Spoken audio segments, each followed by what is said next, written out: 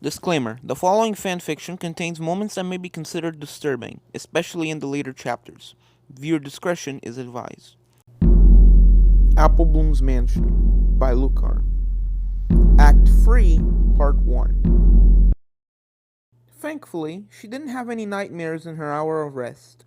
Either she was lucky or the nightmares didn't have time to form.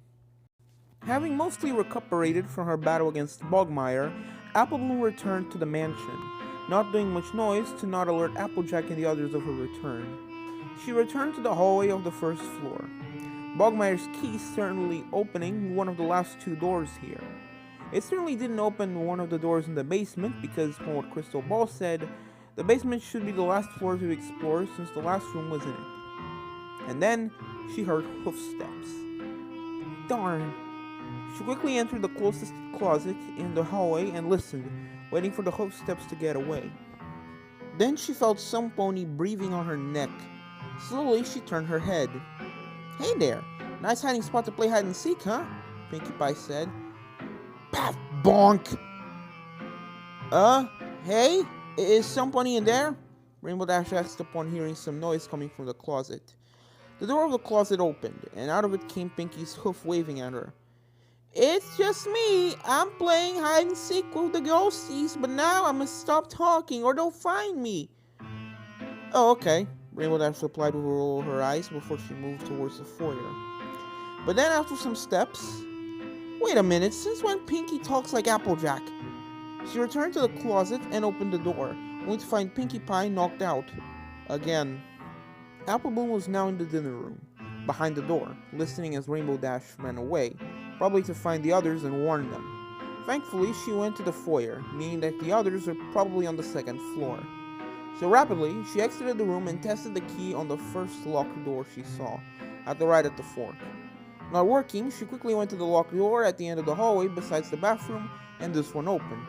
Again, she found herself outside the mansion, in a courtyard with some statues, dead trees, a fountain, a cabin, and a birdhouse, without forgetting the plants.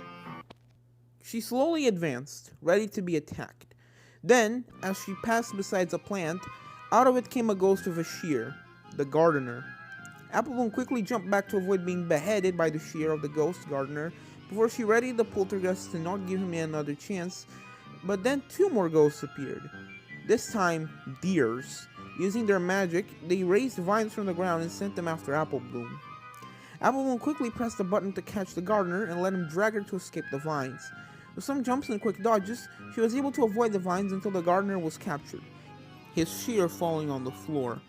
Immediately, she jumped at it and took it, using it to cut the vines. Thanks to the shear, she was able to cut her way to one of the deer, and once close enough, she activated the poltergeist and captured it while dodging the vines of the other.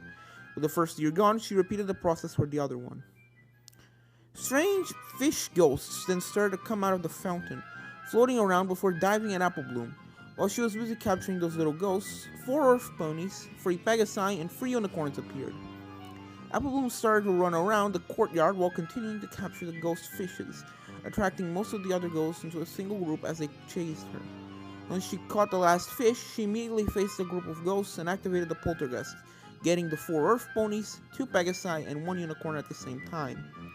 Trying to capture all of them at the same time revealed to be as hard as it sounded, and 2 of the earth ponies escaped, but with some strong pushes and control, she was able to capture the others. 3 griffins and 3 hippogriffs appeared as a result, joining the remaining ponies and attacking the filly, who again started running around regrouping as many of them as possible. Before taking on the group of ghosts chasing her, she decided to finish the remaining unicorns to stop their unceasing magical beams. However, when she captured the last unicorn, 2 zebras appeared, starting to throw their potions, and another deer appeared too, causing vines to chase her again. Cursing, she went after the deer first, using the shear to cut its vines and approach it. When she caught it in the vortex, she immediately pulled on the handle, slamming the ghost against the ground and stunning it. She then spun, causing the ghost to hit one of the potions coming at her, the potion having no effect on it before she again pulled on the handle towards the approaching winged ghosts, slamming the deer on some of them. The deer was captured just after, and she ran towards one of the zebras to capture it. Applebloom did the same to it that she did to the deer, using it to slam the other ghosts, and protect herself from the potions of the other zebra. However, as she captured the zebra, she was hit by one of the potions and turned her into a frog. Like when she was turned into a newborn foal, she took the handle and turned it towards the nearby ghost before pressing the button. And as the ghost was dragging the poltergeist, she rode it. Using the ghost this way, she was able to get the poltergeist close enough to the second zebra to capture it and return to normal. She then restarted running around, regrouping the ghosts, and once there were enough ghosts together, she attacked.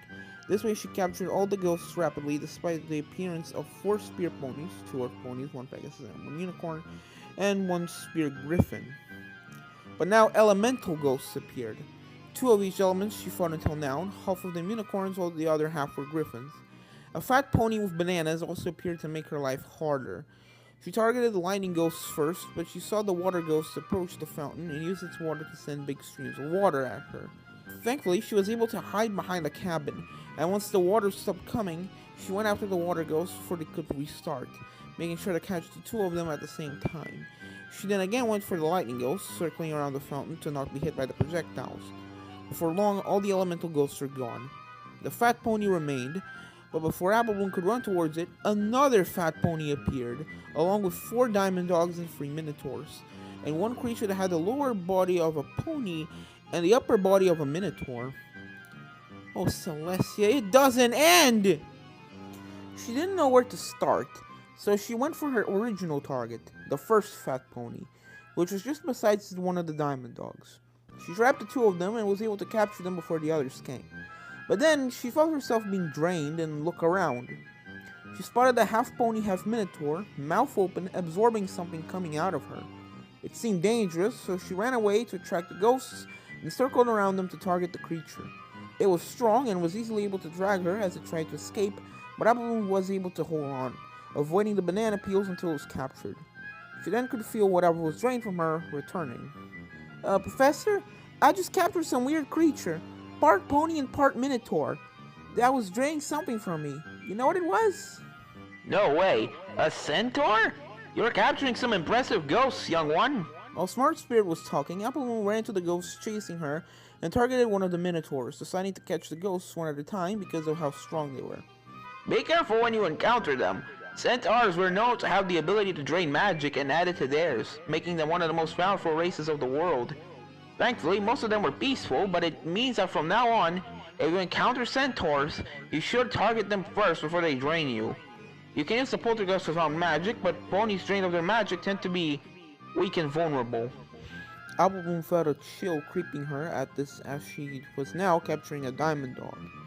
One by one, the remaining ghosts were captured.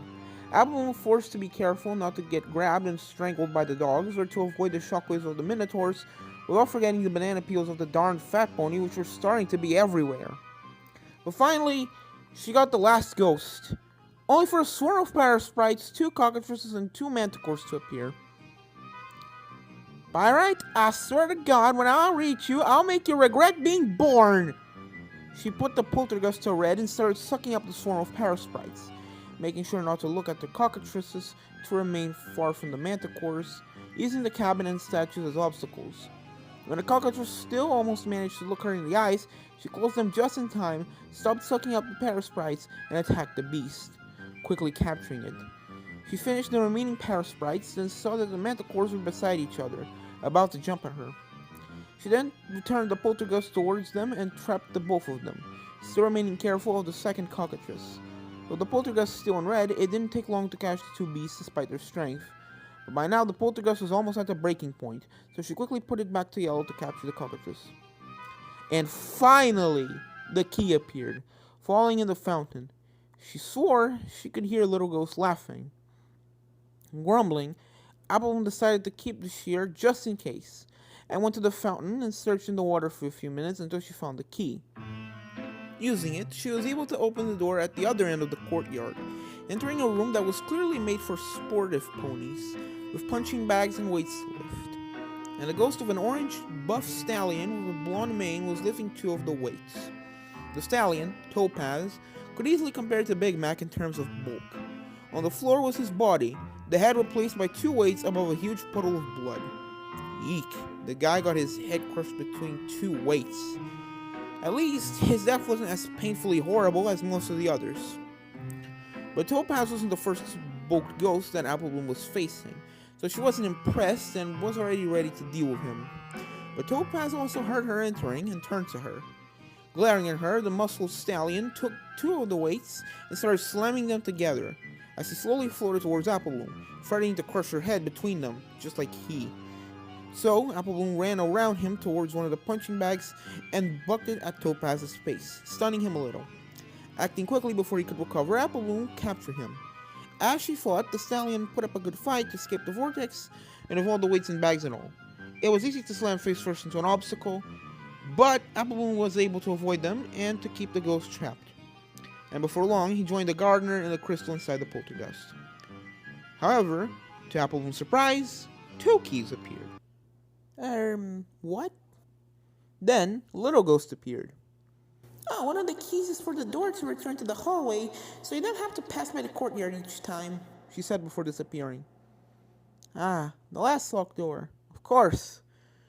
So Applebloom exited the room, and said locked door was just at her right. And like Little Ghost said, one of the keys opened it.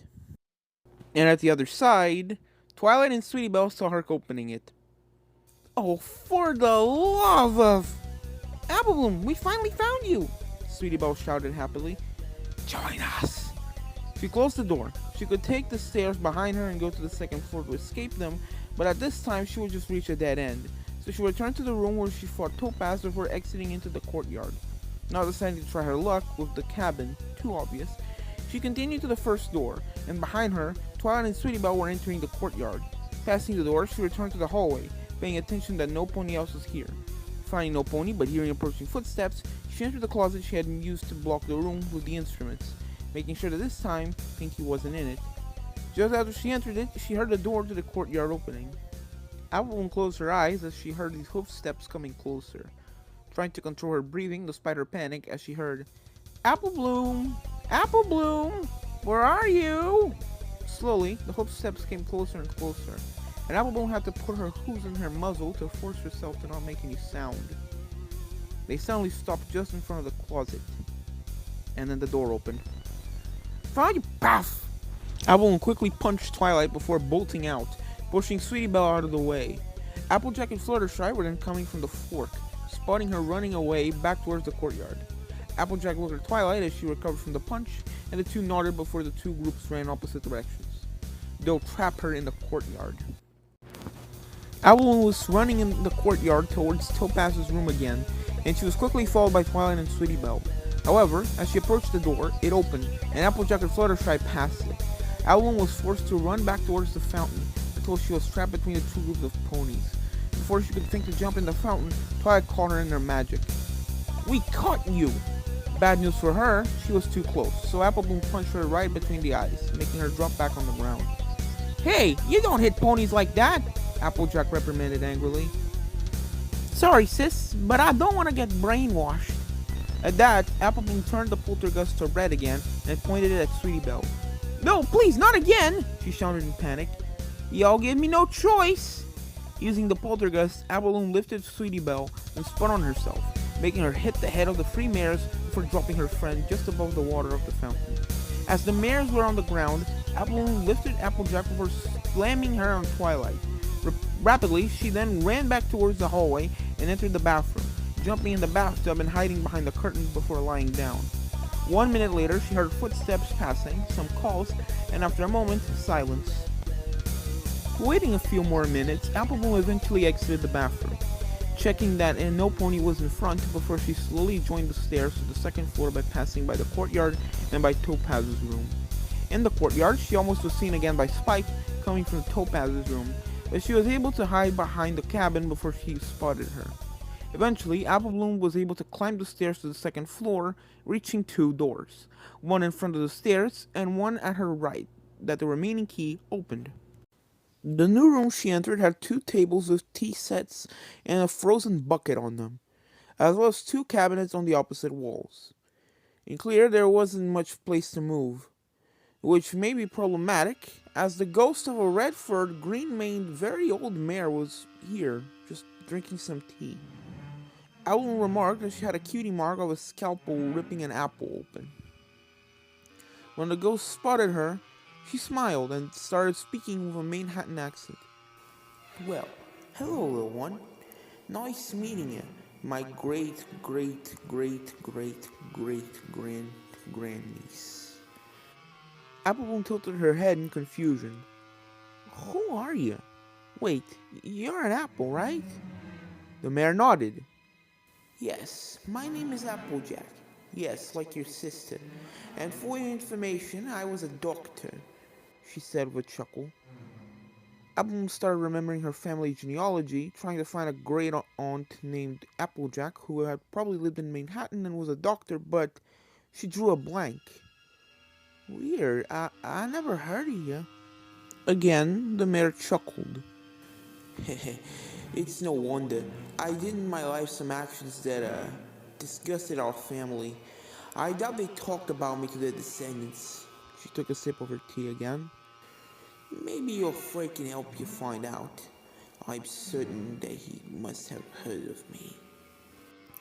Applebloom started looking at the red mare in suspicion. Professor? Do you know any Applejack who lived in Manhattan and was a doctor and did some, presumably nasty stuff? What? Her? Oh no! Applebloom, do not trust this mare! Dr. Applejack of Manhattan lived about 200 years ago and is also known under another name, Applejack the Ripper, a serial killer who killed 5 ponies before she was captured. She plunged Manhattan in terror for a few weeks, a shadow creeping the streets of the city in the dark, ripping open lonely ponies to collect their organs for a morbid collection. The ponies of Equestria of that time and the following years did everything they could to forget about her, but some texts still can be found in some libraries and in the archives. Applebloom looked at the ghost in horror. She chuckled. Seeing your expression, you now know who I am. But don't worry, you risk nothing in my presence. Despite my past, I'm still an apple, and for an apple, family is everything. Well, that's what I would say in normal times. However, I understand that to save your sister and your friends, you must capture every ghost that you encounter, which includes me. If you capture me, then I will certainly be sent to Tartarus with the other psycho ghosts. And this, I can't let it happen. When I came to this mansion, I just hoped for a nice home to spend my afterlife. But now, some crazy filly decided that we all had to go so our brainwashed friends could live here in peace.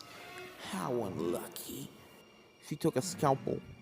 So no hard feelings, Applebloom. I just don't want to go to Tartarus. At least I'm comforted that even if I kill you, you will continue to live on as a ghost. So this is not the end. And I will make sure after that that your friends join you too.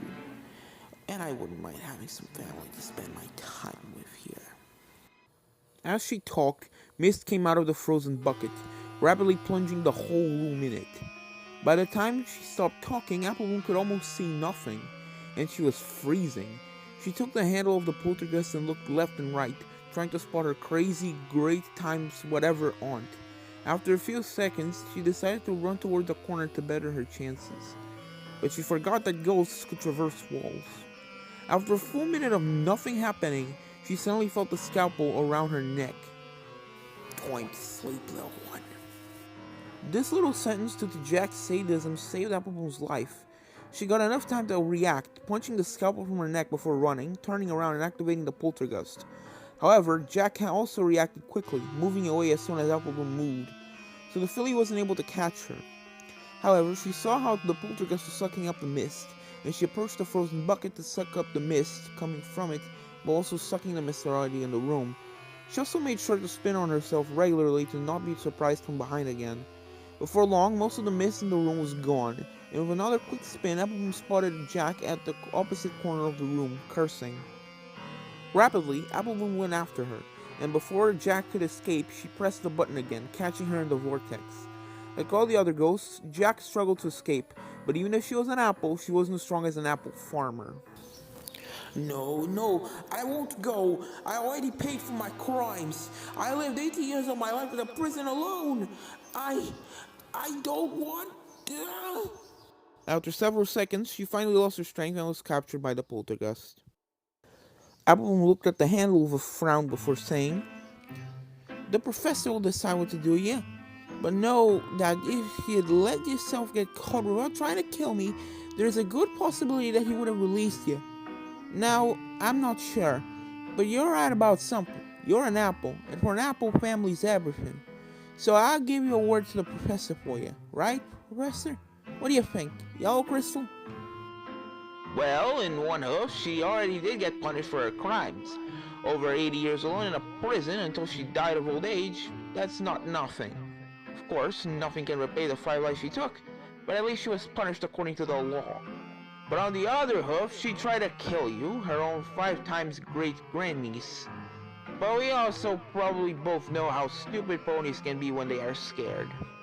Applebloom remembered the incident with Zakora and how stupid every pony was acting because they were scared of her appearance. Yeah. So, does she deserve to go to Tartarus? Maybe not. Does she deserve a punishment? Certainly yes. So I will place her in the yellow crystal and let you decide how we will punish her. Alright. Applebloom took the key that appeared between the tables and exited the room before using it to open the other door, entering the second floor's main hallway, which was more gloomy than the first floor, only to be immediately attacked by the ghost of a maid armed with a broken broom, the ghost trying to stab her with the sharp broken part. Applebloom simply dodged the thrust before activating the poltergeist and easily capturing her. Exploring the hallway, Applebloom encountered yet another maid just before the stairs to the third floor, this one with a feather duster. Again, Applebloom was easily able to capture her, capturing by the same occasion the last servant of the mansion. In curiosity, she climbed the stairs to the third floor, which was somehow even more gloomy with that attic feeling. But at the top, she couldn't go far before reaching a unique locked door. Returning to the second floor, she started searching for the only open door while fighting a few shadow ghosts trying to stop her. On the stairs to the third floor, there was a first locked door at the left. Then the hallway turned to the right where there were 2 doors in the right wall. However, one of the doors was heavily barred by studded wooden boards, and she could do nothing to move them away. Maybe she bucked the door from the other side, she could open it. Then there was a fork like in the first floor, with at the right the door leading to the stairs to the first floor, and at the left, at the end as the hallway turned again to the right, 2 doors in the left wall, and 1 in the right wall. The door not locked was the first one of the left wall, leading to a washroom identical to the one below. A Minotaur appeared there, trying to use the lack of space to his advantage to hit her with his shockwave without the filly being able to dodge. But Applebloom was faster and was able to trap and capture the ghost before it could attack. A Diamond Dog also appeared to grab her and strangle her, but it quickly met the same fate. The key appeared and fell right in the toilet bowl. Sighing, Applebloom put a hoof in it to grab it before exiting the washroom. It opened the door just at its left, and Applebloom entered another bathroom. There was some pony in the bathtub taking a bath hidden by the curtain. Professor? Is it okay to capture a ghost while they take a bath? Yes, they are probably taking this bath forever, so no need to wait for them to finish. So Applebloom opened the curtain, revealing a fat, dark pink mare with a red mane, Swiftwave, as well as her body floating in the water. For she knew it, Applebloom was grabbed by the fat mare and was immersed in the water of the bathtub to be drowned. And the water was cold. Struggling in panic, Applebloom was able to grab the handle of the poltergeist before activating it and moving it around, sucking up the water, and eventually the ghost. Thankfully, there was a vent in the poltergeist for non-solids that weren't ghosts, and for solids small enough like dust and ash to escape. Of course, with the ghost being the big one, Applebloom was dragged in the water, then out of the bathtub, and then she had to jump back in to avoid slamming against the side before the big mare was captured. The key appeared and fell in the water beside Applebloom. She quickly grabbed it before jumping out of the water, not wanting to remain in with a corpse. After shaking herself to get rid of most of the water on her, she exited the bathroom. The key opened the door across the hallway, entering a large room with a table, a bookshelf, a cabinet, and a spinning wheel, among other things. Not far from the entrance was a rocking chair besides a small table with a bowl full of balls of yarn, and on it was the ghost of the gem matriarch herself, Emerald, an old green unicorn mare with a darker grayish-green mane. On the rocking chair was also her body, impaled in the neck by her knitting needles. The ghost, her, was busy peacefully knitting a scarf. Since she was basically knitting the scarf for over 1,000 years, it was now so long that it was spreading on the floor. Then Emerald looked up at Applebloom and fired lasers from her eyes. What the? When the lasers hit her, Applebloom was projected through the door, back in the hallway, groaning in pain. The filly slowly got back up, looking up at the ghost of the old mare, advancing towards her on the rocking chair, the chair sliding on the floor. 2 knitting needles floated behind her, and she threw them at the filly, who quickly rolled out of the way, the needles planting themselves on the floor where she had been.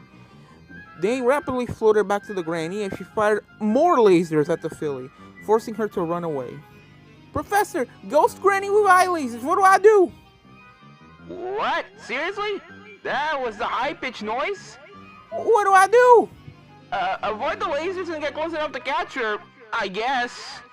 Applebloom was running towards the door to the first floor, but as she approached it, it opened, and every pony was here on the passage. Here you are, shouted Pinky. Why is she running away from an old mare? Asked Rarity. Because she fired laser from her eyes! Applebloom shouted as she passed between them. Run! As if to prove her, Emerald fired more lasers at the ponies, and they all barely avoided it by lowering their heads, the lasers hitting the wall above the stairs. Granny Ghost with eye lasers? Okay, I'm out of here, Spike said before running towards the stairs. I'm not scared of an old mare ghost, eye lasers or not, Rainbow Dash shouted. She was trapped in Twilight's magic as the other ponies started following Spike and Applebloom. You can't do anything against her, you aren't equipped. How can she fire lasers from her eyes? Rarity asked. Because she's a ghostie, silly, Pinky replied. Running down the stairs, they all quickly entered Topaz's room, closing the door before Emerald could spot them, as she did slid down the stairs on her rocking chair. Among them, Applebloom talked again to the communicator. Professor, I'd like some advice for the lasers. Oh dear. Oh, I know. Some lasers aren't magical, but light, so use something that can reflect light, like a mirror. Applebloom looked towards the door to the courtyard, besides which was a mirror, and nodded. Alright, understood. She turned to Twilight, but before she could say anything, the door exploded, and Emerald entered the room, eyes glowing as the ponies and dragon looked at the ghost in panic and horror. Applebloom quickly shouted, Twilight, the mirror! Twilight looked at the mirror. Oh, of course! Rapidly, Twilight used her magic to take the mirror from the wall. However, Emerald was sent her needles right at her, and she panicked. Thankfully, Applebloom activated the poltergeist, attracting the needles to her. And meanwhile, Rainbow charged at the rocking chair and destroyed it, surprising the old mare and dropping her on the ground along with her body.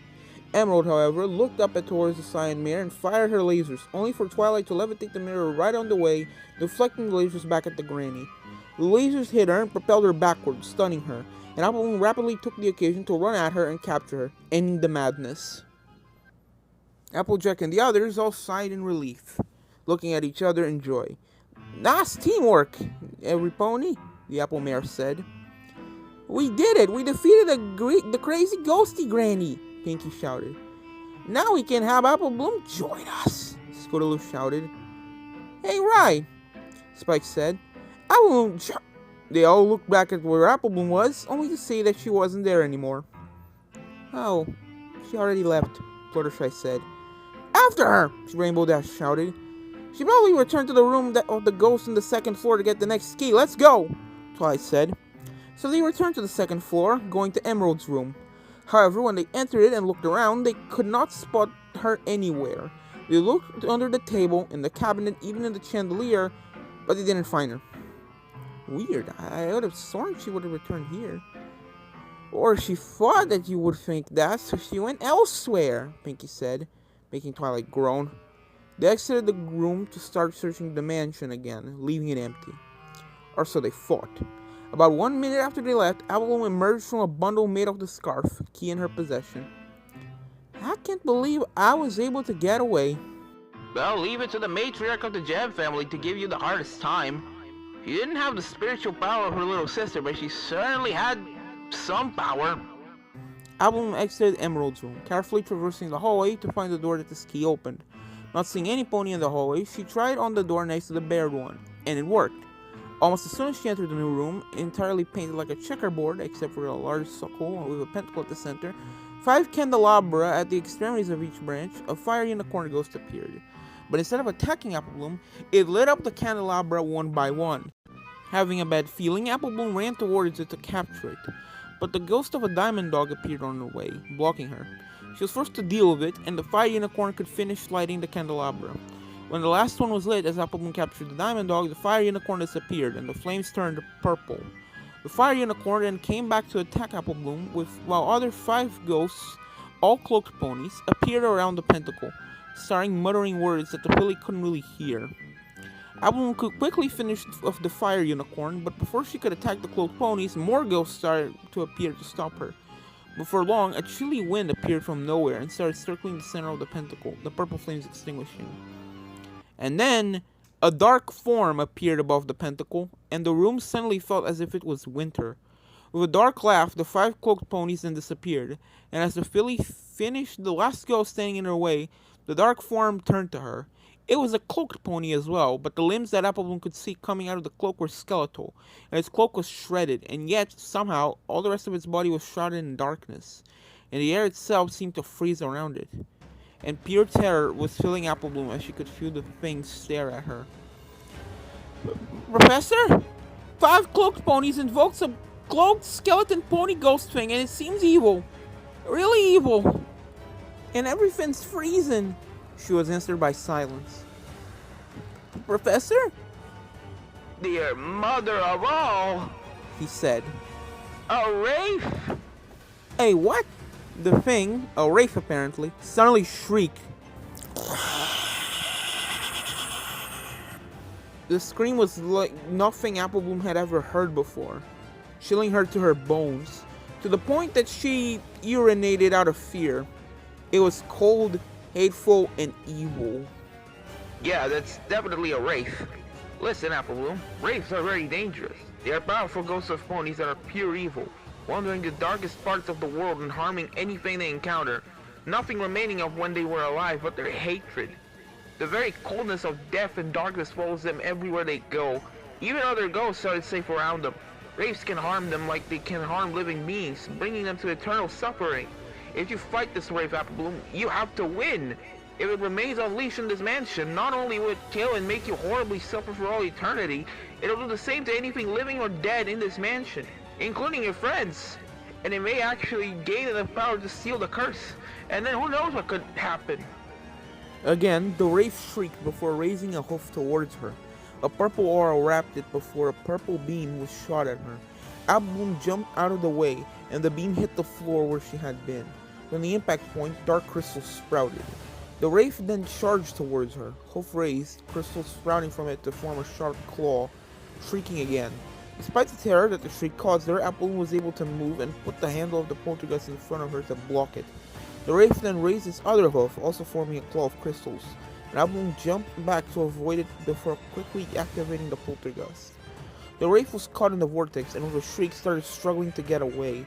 Eventually, it stopped struggling and simply fired a beam on Applebloom's path, sprouting more crystals, one of them almost impaling the filly if she hadn't jumped back.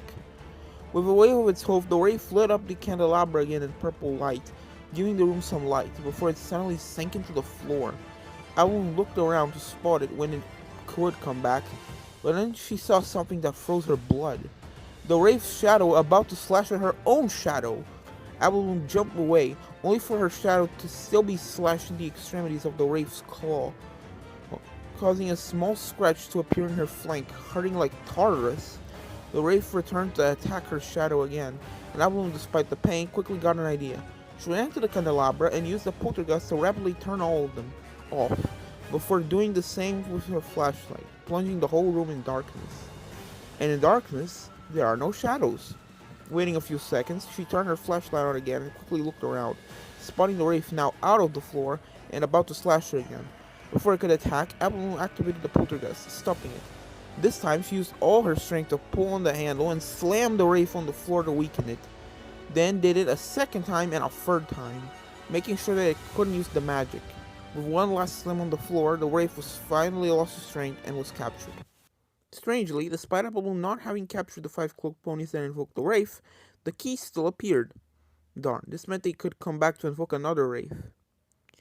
I got the wraith. Prodigious, absolutely amazing. I'm proud of you, Applebloom. Even with the poltergeist, capturing a wraith is still very difficult and dangerous. Thank you, Professor. I think I'll need a bath when I come back to the lab. I peed myself. and I walked in some of it. Oh, you don't have to be ashamed. Any pony in your place would have probably done the same. I'll prepare a basin of water. Do you have anything that could heal its scratch marks? Oh, it clawed you? Yeah, and it hurts. Oh, my poor girl, of course it hurts. When a wraith attacks, they attack your very soul.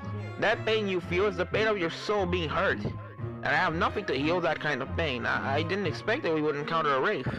Best thing would be able to go to a specialist in healing magic who could heal your soul, which can only be found in Canterlot near the border of Equestria.